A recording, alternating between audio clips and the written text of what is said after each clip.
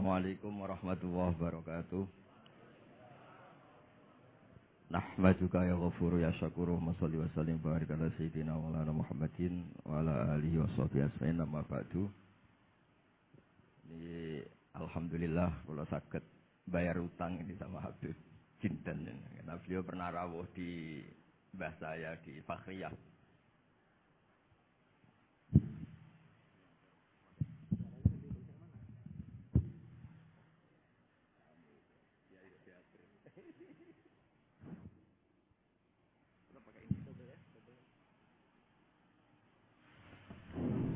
Cukup.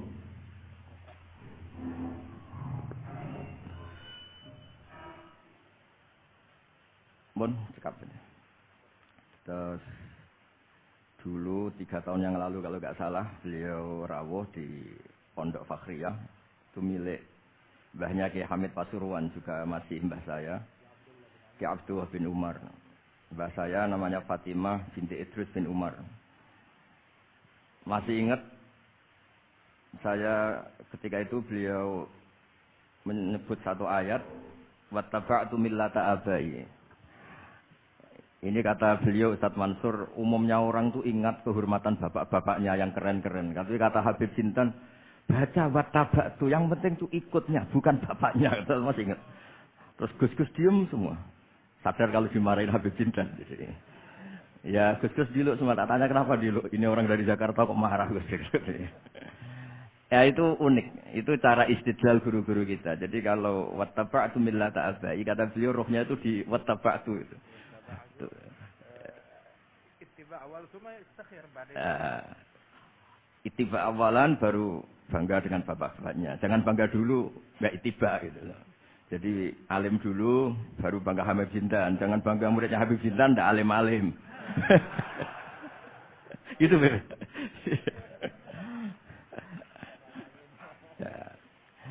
Jadi memang saya secara sengaja cerita sanad ini saya baca Mas Jamal ya, panggilannya apa? Mas Jamal ya. Pertama saya baca Al-Iqdul Farid, ini karangannya Said Muhammad bin Alawi. Di sini saya baca supaya barokah dari karangannya Sayyid Muhammad. Di antara orang yang beliau sebut dari ulama Indonesia, beliau ngendikan Al-Habib Al-Mu'ammar Ali bin Abdurrahman bin Abdillah Al-Habsyi. Wal Habib, ya kuitang ini Bebe. Ya, jadi juga. Ya, ini juga jad beliau dari omnya Wal Habib Ali bin Husain bin Muhammad Al-Attas, Sahibit Tad. Wal Habib Hamid bin Muhammad bin Salim Asyiri. Wal Habib Muhammad bin Ahmad bin Zain Al-Haddad. Wal Habib Syekh bin Salim bin Umar Al-Attas. Nah, ini Wal Habib Salim bin Ahmad bin Jinten bin Syekh Abu Bakar bin Salim. Ini kitab karangannya Sayyid Muhammad bin Alawi. Terus ketika beliau cerita Sanad Ad-Darimi, Sunan Ad-Darimi, beliau ngendikan Arwi Sunan Ad-Darimi anis Sayyid Salim bin Jiddan, Alian anil Habib Utsman bin Abdullah bin Akil bin Yahya Al-Alawi, Mufti Batawi. Ya, An Utsman bin Hasan Ad-Dimyati anil Amir Al-Kabir. Jadi keberadaan Habib Salim ini mudawwan, selain faktanya beliau sering ta'lim juga mudawwan dibukukan. Saya pernah hormat kholnya Syekhona Khalil. Di situ di antara manaqibnya ditulis min ajalli ta'lamidihi Salim Al-Habib An-Nasib Salim Maula Jinten, itu Alu Jinten disebut di situ. Jadi ini bukan cerita untuk tafakhur, bukan untuk fakhriyah, tapi ini memang fakta untuk fakhriyah. Karena pondoknya buyut saya juga namanya fakhriyah, ya. Minal fakhriyah. Ya, minal fakhriyah ilal fakhriyah kata. Nah, ini tentang sanad. Tadi saya sudah mentasihkan beliau dan beliau mengkuatkan hujah kita. Dulu ketika Habib Salim banyak orang yang menyalahkan orang pakai celana, Beb. Nanti jenengan yang cerita. Beliau juga bela kultur itu. Saya pernah baca di kitabnya Said Muhammad Alawi, judulnya itu Manhajus Salaf fi Fahmin Nusus. Di kitab saya itu halaman 423. Nanti bisa dicek halaman 423. Di situ ada kata-kata wa kanat sunnatu Rasulillah sallallahu alaihi wasallam annahu yat'amu ma yajiduhu fi ardi wa yalbasu ma yajiduhu wa yarkabu ma yajiduhu mimma abahahu wa ta'ala. Terus beliau cerita, siapapun yang makan faman at'ama ma yajiduhu fi ardi fa huwa al-muttabi'is sunnah. Kama annahu hajjal baita min madinati nafsi. Faman hajjal baita min madinati nafsi fahuwa al-muttabi' lis-sunnah. Jadi supaya perasaan orang Indonesia ketika berpakaian seperti ini, seperti saya, seperti teman-teman ini, tetap tercantol, tetap terhubung oleh Rasulullah Shallallahu Alaihi Wasallam. Misalnya Nabi, karena beliau itu orang Madinah, tentu hajinya atau mikotnya dari Dzul Khulaifah. Karena kita orang Indonesia lewat Yalamlam ya harus lewat Yalamlam. Waqata Rasulullah li ahli Madinah Dzul Khulaifah, wa li ahli Syam al-Juhfah, wa li ahli Najd Qarnan, wa li ahli Yaman Yalamlam. Jangan mentang-mentang ikut sunnah Nabi terus orang Yaman mikotnya dari Dzul Khulaifah, orang Syam juga dari Dzul Khulaifah. Semua itu harus min madinati nafsi. Sama seperti Rasulullah tiap amu ma yajiduhu fi ardi, kita juga nat'am ma najiduhu fi ardina. Sehingga jangan sampai umat Islam yang perilakunya keseharian ini sudah baik, kemudian merasa tercerabut dari sunnah Rasulullah Shallallahu Alaihi Wasallam. Karena Nabi sebagaimana kita ingin dan kita tahu, ketika ada orang Arabi bilang Allahumma arhamni wa Muhammadan wala tarham ma'ana ahadan, ya Allah hanya saya dan Muhammad yang perlu engkau kasihani, yang lain jangan. Kata Nabi, laqad tahajjarta wasi'an, rahmat Allah yang luas ini kamu persempit. Hanya karena mungkin kita orang Jawa, orang Indonesia. Makanya saya ini bangga ngaji sama Mbah Mun. Beliau orang Jawa, saya ngaji juga hanya di Indonesia. Tapi guyonannya Mbah Mun dulu itu lucu. Wong koyok kon itu kayak orang Jawa, kayak kamu itu mesti ada yang alim. Karena Islam ini kafatal linnas. Makanya yang ahli nahwu itu Imam Sibawayh, padahal beliau Persia. Imam Ghazali juga bukan orang Arab, tapi alim hujatul Islam. Karena Allah ingin memaklumatkan bahwa agama ini kafatal linnas. Bukan milik orang Arab saja, bukan milik siapa saja, tapi kafatal linnas. Makanya kita harus bangga dengan tradisi para habaib. Ada Rauhah Bukhari. Bukhari itu kita tahu namanya itu Muhammad bin Ismail, bin Ibrahim bin Mughirah. Setelah itu sudah namanya bin Bardasbah. Maula al-Ju'fi ini Bardasbah itu orang yang dulu diislamkan keluarga al-Ju'fi. Itu Mbah Mun kalau guyon itu Bardasbah cara Jawa mbok parmin mbok parlan. Tapi nyatane dia putu alim alamah namanya Imam Bukhari. Artinya kita tentu sepakat, sangat-sangat sepakat, sangat menghormati orang-orang yang arfa'u minna nasaban kayak para habib. Tapi para habib juga mau ngakui kayak pakai Bukhari as-Sahihul Kutub ba'da Kitabil Al-Bukhari. Sehingga memang enggak pernah ada masalah secara sanad, secara tradisi. Di kitabnya Sayyid Muhammad ini ada sanad dari ulama India yang orangnya juga macam-macam dari marga macam-macam. Jadi saya mohon barokahnya sanad ini kemudian kita tahu apa sih sanad itu. Sanad itu ya kadang-kadang harus lewat orang yang mungkin kita tidak cocok. Dulu itu ada sahabat tanya, kalau mencium istrinya pas Ramadan itu sah apa enggak? Kebetulan ditanya itu Maimunah. Enggak tanya Saudah karena sangat yakin enggak itu, kalau Saudah itu enggak. Itu Maimunah jawabnya, kalau kita enggak ngalamin, coba tanya Aisyah yang potensi ngalamin dicium pas Ramadan. Sebetulnya istri yang Nabi itu sama Aisyah itu ya agak gimana yang namanya Doro itu ya rival. Akhirnya tanya, ya Aisyah, gimana hukumnya lelaki mencium istrinya pas Ramadan? Ya dijawab sama Aisyah, qabbalani Rasulullah wa huwa shaim. Yang lainnya enggak bisa jawab, enggak ngalami. Jadi sanad itu kadang ya cocok enggak cocok ya memang itu fakta. Cara mandi junub. Mbok kayak apa pinternya sahabat cowok kalau mandi junub ya enggak tahu. Akhirnya tanya sama Sayyidah Aisyah, sama Sayyidah Maimunah. Apapun dekatnya istri Rasulullah kalau perang ya enggak tahu. Wong itu lelaki. Begitu juga afdhalus sahabat kayak Abu Bakar, kadang harus mendapatkan hadis dari orang-orang yang nyun sewu agak desa.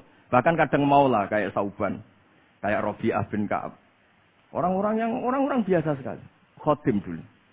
Tapi ini kan barokahnya khodim itu tahu keseharian Rasulullah SAW di dalam. Misalnya Anas. Apa kenangan kamu dengan Rasulullah? Kenangan saya itu saya khodam tu Rasulullah SAW asyra sinin. 10 tahun saya itu tidak pernah melakukan sesuatu ditanya Nabi 5 sonata. Wala lise'in taraktu 5 tarakta. Sehingga kalau saya pas baik itu ya enggak berani tanya anak dalam saya, ngapain kamu? Dan sama aneh pinter anut sunah Rasulullah SAW. Akhirnya can dalam kula nggih saya naib beb nak tahu ditakoi. Jadi Hal-hal seperti ini tuh keseharian yang harus kita suka. Di antaranya lagi, inna min khiyari ummati fi ma nabba'ani al-malul a'la. Kauman yathakuna jahron. Di antara nanti umat pilihanku adalah orang-orang kalau tertawa itu keras sekali. Kauman yathakuna jahron. Itu dulu juga, padahal ada riwayat kasratud dhahki tumitul qalba. Banyak tertawa itu bisa mematikan hati. Tapi ini juga dilawan kalau banyak cemberut bisa frustasi. Nah, sehingga di ilmu ini ceritakan nanti di Tafsir Habib Jintan. Semoga nasinya bener. Saya tamu pasti dihormati. Nggak penting bener ndak itu nggak penting. Yang penting tamu itu dihormati. Ya kebetulan saya ini tadi kan hormat mbah saya masih mbah saya Mbah Mutamakin di Hajan. Terus pagi tadi hormat buka luar di Sunan Kudus. Jam 7 saya tadi di Kudus. Ya, akhirnya sama teman-teman difasilitasi disuruh naik pesawat tadi jam 11 tadi. Tapi saya tidak capek karena memang saya senang cerita sanad. Tapi yang lucu-lucu saja. Nanti yang serius jangan saya, yang lucu-lucu saja. Biar lucu sampean tuh tidak ngawur, tapi ada sanadnya. Ada seorang mufassir yang bilang ketika nafsiri wa annahu wa adhaka wa abka. Allah itu zat yang memberi kamu tertawa. Mbok kamu ingin susah, tidak akan tertawa. Tapi kalau Allah menghendaki ya tertawa aja. Ada orang miskin frustasi, maunya nggak tertawa. Tahu-tahu jalan-jalan ngerti badut, ya akhirnya tertawa. Ya karena adhaka itu fi'lullah. Kalau Allah menghendaki mau apa? Karena adhaka itu fi'lullah. Nggak bisa. Orang yang baru seneng kayak apa, nggak ingin nangis. Tapi kalau Allah menghendaki wa abka, dinangiskan ya tetap menangis. Wa anna wa adhaka wa abka. Karena kita ini semua adalah objek oleh kudrahnya Allah Subhanahu wa ta'ala. Saya tuh sebenarnya paling tidak ingin ngaji bareng Habib. Selain kalah nasab ya kalah ganteng. Ya tapi ditakdir mau apa? Ya sudah sami'na wa ata'na. Jadi saya saat ini tidak cari pahala benar, ini pahala tawadhu karena diundang ya ada susah. Tidak penting benar salah, penting tawadhu. Jadi saya tadi sedang rayu sama Allah, ya Allah, saya kali ini tidak cari benar, cari tawadhu. Saya mesti pahalanya besar tawadhu. Jadi supaya Islam ini gampang ya. Saya pernah cerita ke kiai yang khusyuk. Kalau sholat lama sekali, tak cerita ini hadis. Nabi itu gak pernah menegur orang yang sholat cepat. Yang ada itu sanad negur sholat lama. Terus tak cerita ini hadisnya Mu'ad. Tertawa-tawa deh. Gus kamu itu raan kok masih punya dalil. Saya punya sanad. Ada nggak sanad Nabi negur orang yang baca surat pendek? Nggak ada. Yang ada itu yang baca surat panjang. Nanti bisa direvisi sama Habib Jitin kalau nggak cocok. Tapi ini yang rileks. Karena potongan Islam Jawa ini kalau tidak berat nggak akan kuat. Jadi ya sudah. Inna minkum munafirin katanya Nabi. Sholat yang terlalu lama itu munafir kata Nabi. Afattanun anta ya Mu'ad. Kamu bikin umat ini nggak nyaman karena kalau kamu jadi imam itu lama sekali. Ini alhamdulillah betul. Hadis ini harus kita hafal betul. Nah. Supaya Islam ini meskipun pilihan-pilihan keseharian itu ada sanad itu saja kepentingan saya. Yat'amu ma yajiduhu fi ardi wa yalbasu ma yajidu wa yarkabu ma yajidu. Saya sering beb di tahun wong desa-desa ku anak kula teknik cethaki tapi mboten enten kurma wis nganggo degan ae. Lho Gus dari kiai-kiai ku kurma. Kurma itu halawiyat. Ya degan juga termasuk halawiyat. Ya sudah. Kalau kamu ingin sunah Rasul, Nabi tidak pernah sholat di Indonesia. Berarti kalau kamu sholat ke Mekah dulu. Maksud saya supaya orang itu nyaman dengan Rasulullah itu hadir di semua sisi kehidupan kita. Kalau dalam istilah Sayyid Umar Hafid, Faruhu Muhammadin sallallahu alaihi wasallam awsa' wa asra'. Kalau kamu bisa tawassul dengan Nabi Ibrahim, Nabi Musa dan beliau-beliau bisa datang ketika Lailatul Mi'raj untuk hormat Rasulullah sallallahu alaihi wasallam di Baitul Maqdis, Faruhu Muhammadin awsa' wa asra' kata beliau. Jadi bisa datang di kapan saja di mana saja. Jadi jenengan meskipun di Indonesia tidak usah khawatir, kita semua ini dilihat Rasulullah SAW. Dan cara lihat Nabi itu gampang, tidak kayak kita. Kata Rasulullah, hayati khairun lakum, wa mamati khairul lakum. Saya kalau masih hidup juga baik untuk kalian. Anda bisa cerita hadis dengan saya, sering bercengkrama. Dan ketika saya wafat kata Nabi, saya sudah dekat sama Allah Taala. Kalau melihat kamu baik, saya muji Allah. Kalau melihat kamu salah, saya mintakan ampun. Makanya saya ini jenis kiai yang jarang istighfar. Ini bukan karena sombong. Saya ulang lagi bukan karena sombong. Saya itu pengagum Sufyan Ats-Tsauri. Itu di antara saya itu jarang berdoa misalnya. Ketika ditanya, kenapa kamu jarang berdoa? selagi saya ngajar, kata beliau ini, selagi saya ngajar, itu masuk hadis ala khulafai rahmatullah. Waman khulafau kaya Rasulullah alladzina yuhyuna ma amatahun nas min sunnati. Jadi kalau saya baca Bukhari, otomatis dapat doanya Nabi ala khulafai rahmatullah. Timbang kamu doakan nangis-nangis gak jelas mandinya, mendingan mulang gitu. Terus kedua, doa hamalatil arsy. Alladzina yahmiluna al-arsya wa man hawlahu yusabbihuna bihamdi rabbihim wa yu'minuna bihi wa yastaghfiruna. Kita semua sudah diistighfari sama malaikat hamalatul arsy. Rasulullah juga wastaghfir li dzambika walil mu'minina wal mu'minat. Fastighfaru Rasulillah qad kafana wa fawqal kifayah kata beliau. Artinya gini, kalau Kangkang jarang istighfar jangan karena sombong, manfaatkan fasilitas ini gitu. Ini penting. Jadi semua itu jangan sampai kita ada istighfar karena jafatul qalb, karena qaswatul qalb. Enak lah kalau ada fasilitas gitu, ada fasilitas. Itu kalau saya pidato di depan Gus-Gus. Kalau di depan Habib Mbak berani, di depan Gus-Gus. Itu ada yang setengah beling, setengah ada alim, ada yang alim. Terus yang beling-beling pesan sama saya, Gus tolong bela kami maksudnya. Ya kadang-kadang mubalek kan order pesanan itu. Terus tak bacain ayat, walladzina amanu wattaba'athum dzurriyyatuhum fi imanin alhaqna bihim dzurriyyatahum wama alasnahum min amalihim min sa'. Orang aba-abanya iman, anaknya iman itu nanti surganya disertakan mbahnya, meskipun kelas amalnya ndak sama. Jadi mbah-mbahnya alim alama, anaknya yang ndak alim nanti surganya sama-sama yang alim. Kenapa sih kalau ada fasilitas nggak dipakai? Pakai aja, nggak apa-apa kan. Yang alim yang komplain. Sudah kamu yang alim dihormati, dicucup, salami template, yang ikhlas saja, tidak usah protes kata saya gitu. Artinya saya inginlah keseharian kita yang awam, yang apa itu harus cari backupan hadis. Supaya semua keseharian kita itu ada apa? Sanad. Misalnya sampean kalau malam itu nggak bisa tidur. Tahajud ndak, witir ndak, ya mutolaah ndak. Tapi lihatlah itu sebagai tarkul ma'asi. Apa tarkul ma'asi aja? Alhamdulillah. Malam ini saya ndak zina, ndak maling, ndak dugem. Coba kalau kamu malam-malam di kamar, itu namanya apa? Ndak tahajud, ndak witir kan? Tapi kamu harus syukur karena itu tarku zina, tarku sarikoh, tarku kada wa kada. Supaya kamu tetap syukur sama Allah Ta'ala. Ismamin mubakhin ila wa yatahaqqaqu bihi tarku haramim ma. Setiap mubah yang kita lakukan pasti di saat itu ada haram yang kita tinggalkan. Makanya dulu banyak orang-orang soleh yang semalaman tuh guyon sampai pagi. Bukan karena ingin urakan enggak, karena mengalahkan setan. Malam itu godaan mungkin ingin ngintip siapa itu masih kuat sekali. Ingin nonton siapa itu kuat sekali. Terus setan dilawan dengan guyon. Ternyata setelah guyon tuh asik, tahu-tahu pagi dandutannya selesai. Oh itu setan bisa setruk melawan orang alim yang seperti ini. Karena nilainya tarkul masih. Meskipun dengan cara guyon, karena kalau yang cara wiridan itu calon wali. Kalau yang enggak calon wali, ya pokoknya tarkul masih. Maksud saya, supaya harian kamu yang biasa-biasa saya ini menjadi luar biasa karena ada sanad. Ada apa? Ada sanad. Makanya dulu ulama-ulama itu kalau ngelawan setan itu pakai faroh, pakai seneng. Karena setan itu paling senang kalau melihat orang mukmin susah. Kalau susah terus ngersuloh, kalau ngersuloh gugat kodok qadar. Disebut innaman najwa minasyaiton liyahzunal ladzina amanu. Jadi setan itu targetnya supaya orang mukmin itu resah. Kalau resah gugat. Pertama gugat orang tua. Ngapain sih jadi anaknya orang miskin? Jadi susah kita kan. Kalau yang enggak mulia ngapain jadiannya parman? Kalau saya Habib kan langsung mulia, kalau Gus kan langsung mulia. Gugat orang tua. Gugat sana, gugat sini. Tapi kalau kamu sudah senang, wajah pesek, welek, keriting, sawan nang karuan. Kan nak mengagugat siapa-siapa.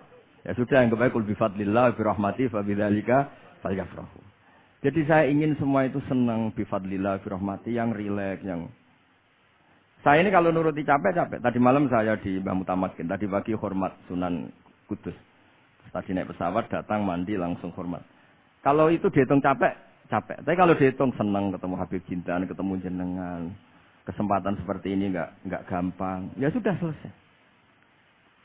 Makanya ini latihan ya, latihan terus. Saya ulang lagi apa? Latihan terus supaya Islam itu ada di semua sisi hidup kita. Tuh, saya pernah sering cerita di mana-mana itu. Ada wali itu istrinya cerewetnya bukan main. Wah itu semua muridnya sudah tak biayai kamu cerai, nanti tak ganti istri yang lebih baik lebih. Enggak mau cerai alasannya apa? Ini wanita bahaya sekali.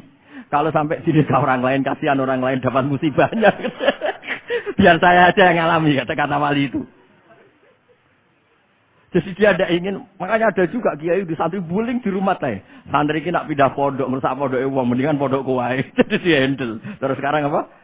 Dia handle daripada merusak pondok orang lain, mendingan pondok. Jadi cerita-cerita seperti ini harus kita kaji. Supaya semuanya itu pakai sanad ilmu. Sama lihat di kitab Ihya ini. Ada bab-bab di Ajaibul Qalb. Apa di bab apa? Ajaibul. Di situ kayak apa Imam Ghazali memerankan orang-orang pilihan Allah yang menjadi gampang melihat keseharian. Misalnya gini, misalnya Islam zaman akhir kan katanya tantangannya banyak. Coba kalau baca ayat wa ya'bawah illa ayyutimma nurah wallahu mutimmu nurih. Agama ini milik Allah, diurus oleh Allah Ta'ala. Islam ke Indonesia itu enggak ditunggoni Nabi. Nabi sudah intaqala ila rafiqil a'la. Kadang di kampung-kampung di Islam nomodin. Ya jalan, karena ini agama Allah. Kita ditinggal-tinggal orang yang lebih baik ketimbang kita. Islam kita tunggui. Ya jalan, memang ini agama Allah, yang ngurus Allah. Kamu tidak usah khawatir. Jadi senang kita, bukan karena dablek. Karena yakin jaminan Allah Subhanahu wa Ta'ala. Jangan sampai kamu itu senang karena dablek. Karena arogan, jangan. Karena bidomanillah, yakin bidomanillah wa bikafalatillah. Seperti senangnya Sayyid Abdul Muttalib. Ketika Ka'bah mau dirubuhkan Abraha, ada penyerangan Abraha. Ini yang Mbah Mun sering cerita ini. Wah itu semuanya kalah. Terus takut, man sayyidu hadhil wadi. Siapa tuan di sini? Abdul Muttalib. Abdul Muttalib itu datang dengan wibawanya yang luar biasa. Abraha itu sampai bingung dia. Kalau duduk di singgasana dia disalahkan orang banyak. Karena raja kok duduk berdua sama orang yang tidak raja. Kalau Abdul Muttalib di bawah, dia nggak punya nyali karena ada haibahnya Sayyid Abdul Muttalib. Oh, oleh takdim luar biasa. Setelah itu tanya, apa keinginan kamu? Saya tidak ingin perang, saya hanya ingin merobohkan Ka'bah. Ternyata Sayyid Abdul Muttalib jawabnya apa? Unta saya yang 100 lo kembalikan dulu, tidak usah cerita Ka'bah. Kagetnya bukan main Abraha. Kamu ini pemimpin yang nggak benar. Ka'bah itu dinu kawa dinu abaik, itu kan agama kamu. Mau saya robohkan, kamu malah bicara unta. Ini kamu itu pemimpin model apa? Jadi, saya nyesal hormat kamu. Ternyata kamu, mental kamu hanya mikir apa? Unta. Tapi jamnya Abdul Muttalib itu unik. Inna lihadal bait rabban hamaluk. Unta itu milik saya, kembalikan dulu. Kalau Ka'bah itu milik Allah, nanti diurus yang punya. Jadi dibalik seenaknya itu ada tauhid yang luar biasa. Makanya saya termasuk kiai yang nggak susah kalau mau mati. Kalau mau mati, mati aja. Saya udah mikir kalau setelah saya ini agama gimana ya, gak gimana-mana. Agamanya Allah Ta'ala. Jadi dibalik, ya secara lahir kan seenaknya. Ternyata inna lihadal bait rabban hamaluk. Kabeh itu ada yang punya. Nanti biar diurus yang punya. Nah maksud saya, kalau jenengan ini kan insya Allah dablek semua. Kawin ya nggak mikir, istri saya nanti makan apa. Ya kan? Masa depan kamu ya tidak dipikirkan, warisan nggak punya apa-apa, nggak punya ya sudahlah. Bukan karena dablek, karena tawa. Itu saja, pokoknya saya ingin ngomong, pokoknya perilaku Anda keseharian itu jadi energi to'at. Ya, perilaku keseharian Anda ini jadi energi apa? Itu saja. Barokahnya kamu ngaji napa sana. Itu dulu ada ulama, miskin sekali. Itu tiap pagi datang ke gunung paling tinggi, terus dia duduk itu agak-agak angkuh itu. Siapa yang lebih raja ketimbang saya? Terus ditanya, kamu tidak raja kok merasa? Ukuran raja itu tidak ada yang berani nyurus. Di sini juga tidak ada yang berani nyurus saya. Lu itu sudah bisa syukur sampai mati.